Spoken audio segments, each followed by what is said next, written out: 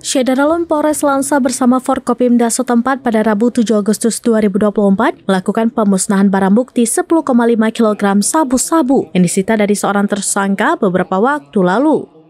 Sabu yang terbungkus dalam 10 plastik teh merek Cina itu disita aparat Sares Narkoba Polres Langsa pada 17 Mei 2024 lalu di Jalan Medan Banda Aceh di pusat kota Biren. Sabu ini disita dari tersangka BR 53 tahun warga Dusun Cureh Selatan, Gampong Gelanggang, Gampong, Kecamatan Cuang, Biren, yang waktu itu akan membawa narkotika ke Jakarta. Kapolres Langsa AKBP Andi Rahmansyah mengatakan, ini adalah pengungkapan kasus narkotika terbesar sepanjang tahun 2024 di wilayah hukum Polda Aceh.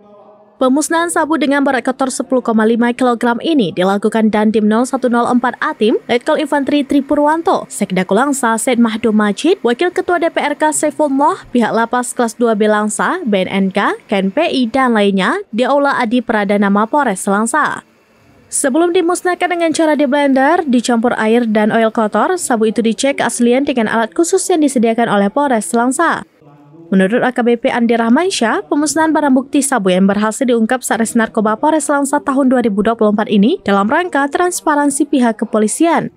Polisi mengundang semua pihak untuk mengetes atau mengecek keaslian narkotika sabu ini sebelum dimusnahkan. Kapolres menegaskan bahwa pekerjaan ini bukan saja perjuangan untuk negara, tetapi juga demi menyelamatkan anak cucu kita ke depan dari pengaruh narkotika. AKBP Andi berharap peredaran narkotika ini jangan sampai terjadi secara masif yang akhirnya menjadi kehancuran bagi bangsa ke depannya. Jumlah PP-nya adalah 10.550 gram. Jadi ini berbotol, bukan neto tapi bruto. Berat ini kita timbang dengan plastik-plastik semua. Jadi ada beratnya 10.550. Ada pun kasusnya satu kasus saja. Dari Langsa, Subir, SerambiNews.com. Download Tribun X sekarang, menghadirkan lokal menjadi Indonesia.